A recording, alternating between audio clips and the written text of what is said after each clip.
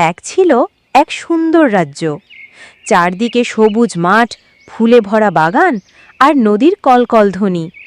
সেই রাজ্যে বাস করতেন রাজা রানী আর তাদের সোনার মেয়ে রাজকন্যা। রাজকন্যা ছিল দয়ালু, সবার প্রিয়। কিন্তু প্রাসাদের বিলাসিতা তার কাছে বড় প্রিয় ছিল না। সে প্রায়ই প্রাসাদের বাইরে গিয়ে খেলত এক রাখাল ছেলের সঙ্গে। রাখাল ছিল গরিব পরিবারের সন্তান। তার বাবা ছিলেন চাষি, মা ছিলেন স্নেহময়ী। তবু রাখাল আর রাজকন্যার বন্ধুত্ব ছিল অটুট। তারা একসাথে ফুল তুলত, নদীর ধারে খেলত, হাসি কান্না ভাগ করে নিত। কিন্তু সুখ চিরদিন থাকে না। একদিন আকাশ হঠাৎ অন্ধকার হয়ে গেল। বজ্রপাত হলো আর দেখা দিল এক ভয়ঙ্কর দৈত্য। সে গর্জন করে বলল, রাজা, তোমার কন্যা আমার চাই, তাকে আমি এক্ষুনি নিয়ে যাব। রাজা কাঁপা কণ্ঠে বললেন, না, আমার কন্যাকে তুমি নিতে পারবে না। রাজকন্যা চিৎকার করে উঠল, পিতাজি, আমাকে বাঁচান। কিন্তু কে শোনে কার কথা? জাদুর ঝড়ে দৈত্য রাজকন্যাকে ছিনিয়ে নিয়ে গেল। রাজপ্রাসাদে কান্নার রোল উঠল। রানী অজ্ঞান হয়ে পড়লেন। রাজা ঘোষণা করলেন, যে আমার কন্যাকে উদ্ধার করবে তাকে আমি মহারাজ্যের সর্বোচ্চ সম্মান দেব। খবর পৌঁছে গেল রাখালের কানে। তার বুক কেঁপে উঠল। সে দৃঢ় কণ্ঠে বলল, রাজকন্যা আমার বন্ধু, তাকে আমি ফিরিয়ে আনব। মা কাঁদতে কাঁদতে বললেন, বাবা, তুই গরিব, তুই পারবি কিভাবে? বাবা শান্ত গলায় বললেন, সাহস থাকলে অসম্ভব কিছু নেই। মায়ের আশীর্বাদ আর বাবার সাহসের কথা মনে নিয়ে রাখাল রওনা হলো।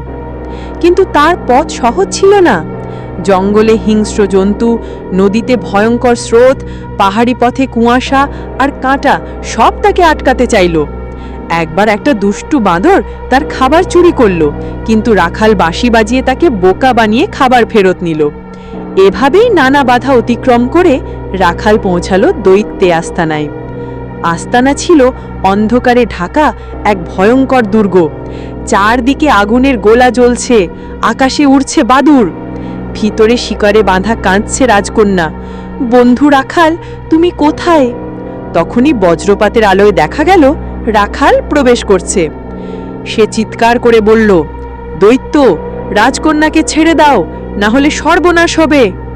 দৈত্য হো হো করে হেসে উঠল, এক গরিব রাখাল, আমাকে হারাতে আসছিস? তারপর শুরু হলো ভয়ঙ্কর যুদ্ধ।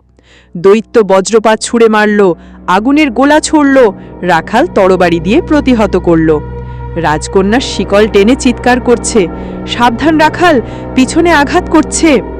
যুদ্ধ চলতেই থাকল। কিন্তু রাখাল বুঝল, শক্তি দিয়ে দৈত্যকে হারানো যাবে না। সে খেয়াল করল দৈত্যের হাতে থাকা জাদুর ছড়ি। হঠাৎ ঝাঁপিয়ে পড়ে রাখাল সেই ছড়ি ভেঙে ফেলল। ছড়ি ভাঙতেই দৈত্য দুর্বল হয়ে পড়ল। গর্জন করে বলল, না, আমার শক্তি, আমার ক্ষমতা। তারপর এক বিশাল গর্তে পড়ে আগুনে পুড়ে ধ্বংস হল। রাজকন্যা মুক্ত হল। সে দৌড়ে এসে রাখালকে জড়িয়ে ধরল, বন্ধু রাখাল, তুমি না এলে আমি আজ বাঁচতাম না। রাখাল হেসে বলল, বন্ধু কখনো বন্ধুকে একা ফেলে যায় না। দুজনে একসাথে প্রাসাদে ফিরে এলো। রাজা রানী আনন্দে কেঁদে ফেললেন।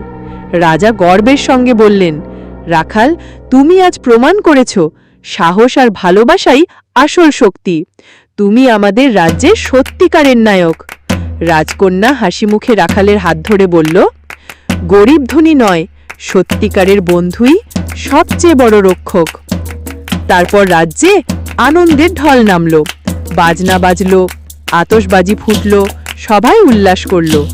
আর সেই দিন থেকে রাজ্যে সবাই শিখল, সাহস আর বন্ধুত্ব থাকলে কোনো দানবই জিততে পারে না। মানুষের আসল শক্তি তার হৃদয়ে।